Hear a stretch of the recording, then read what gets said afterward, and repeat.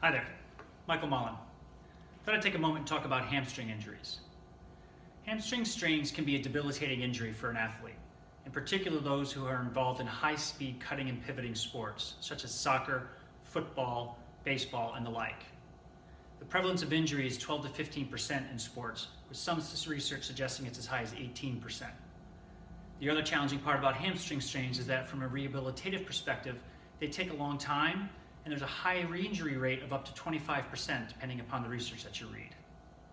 What I wanted to do is talk a little bit about the mechanisms of injuries, but also another novel idea of some exercises you could add that might be able to challenge the muscle in a way where it's most commonly injured. The bicep femoris, in particular at its musculotendinous junction, is the most commonly injured site of the hamstring when it comes to strains. It commonly occurs where that front stride leg is going from its most lengthened eccentric state just prior to concentric activity, just prior to ground contact or at ground contact, where the muscle's underneath its most stressed and strained load. What a lot of the research doesn't talk much about, though, is what's happening with respect to the pelvis, and how the pelvis is in its most vulnerable rotated position on one side versus the other when it's in this lengthened position for that hamstring.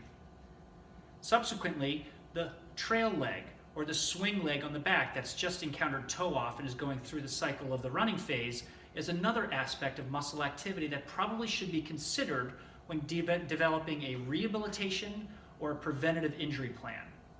There are some great hamstring exercise activities out there, such as the Nordic hamstring curl, the razor curl, glute hamstring bridge, bilateral, unilateral, and the like. However, creating a movement pattern that mimics the running mechanism and the injury where it most commonly occurs is something that probably should be beneficial in developing a solid rehabilitation and potentially even a preventative plan. I'd like to show you one of those now. Kneeling on one knee, opposite foot's in front, your body's pitched forward as if it's in a running sprint position. The back leg picks up as if it's in that position where it's left the ground through the stride phase, just prior to flight where it comes forward through the actual mechanism where it goes forward into the swing phase.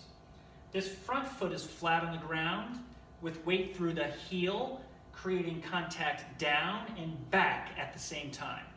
I'll be engaging hamstring muscles and I'll be engaging glute muscles, as well as hamstring muscles in the extended leg back behind me. Creating arm activity that mimics the running phase, I bring my weight forward and back, just like this. Creating air movement also helps this process. As I'm coming back in this position, I'm making sure that I'm engaging these muscles, creating that mechanism that produces this forward motion, as well as maintaining my back foot off the ground the whole time. Creates nice thoracoabdominal rotation activity, engages abdominal wall and oblique muscles to help to counter the pull of the pelvis as it's going through its rotation phase. This can also be exaggerated as well to create resistance. This would be something that could be done as well from a team effect, where you could have a teammate actually resisting their hand from behind. Or you could mimic something like this at the facility that you work at. I like using a box because now this leg is more elevated, which simulates the position we're going to be in a more extended pelvis position on this swing side. And the ability of this foot and leg as it's pulling into this box to really engage the hamstring and glute combination.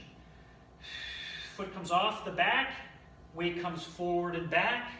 I try to maintain that position as best as possible as I go through the rotational phase and simulating running activity. Definitely doing both sides to make sure you get both activities going.